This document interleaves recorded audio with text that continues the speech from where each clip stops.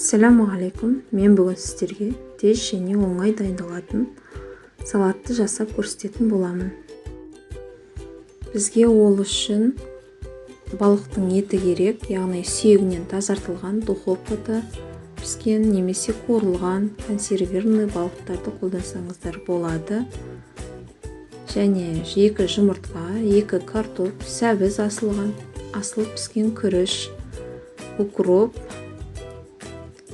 және майонез керек болады. Біз мұнда асылған картоп, сәбіз, жұмыртқаны майда етіп 4 бұрыштап турап аламыз.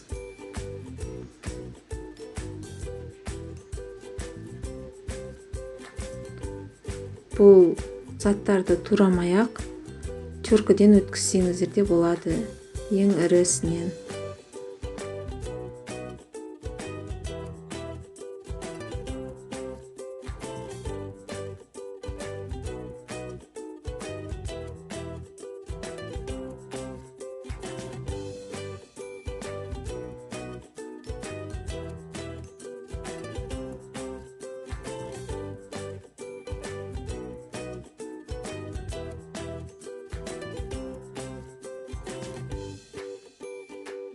Бізге енді салатымызға бір қалып беріп тұру үшін бір кез келген ыдыс қолдана отырып, сол ыдысқа барлығын қатар-қатар етіп жайып, майонез жағып шығамыз. Мен ол үшін контейнерді қолданамын. Ол кез келген үйде бар зат деп ойлаймын.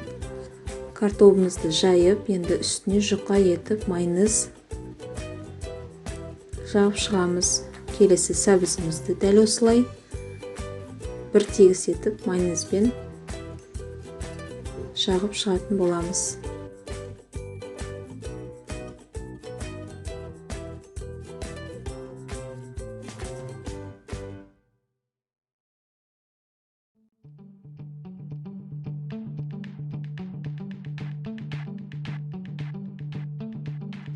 Сәбізден кейін күрішімізді саламыз.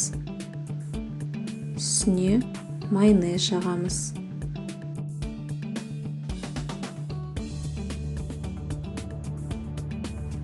Туралған жұмыртқаны саламыз. Жұқалап майонез жағамыз.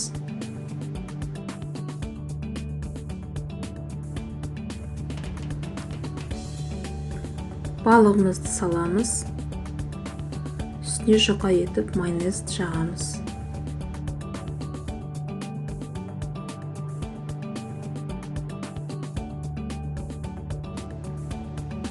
Бір ыдысқа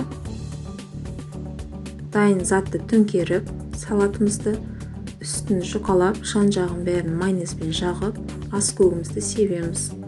Ас болсын, каналға жазылып, колокольчик басуды ұмытпаңыз.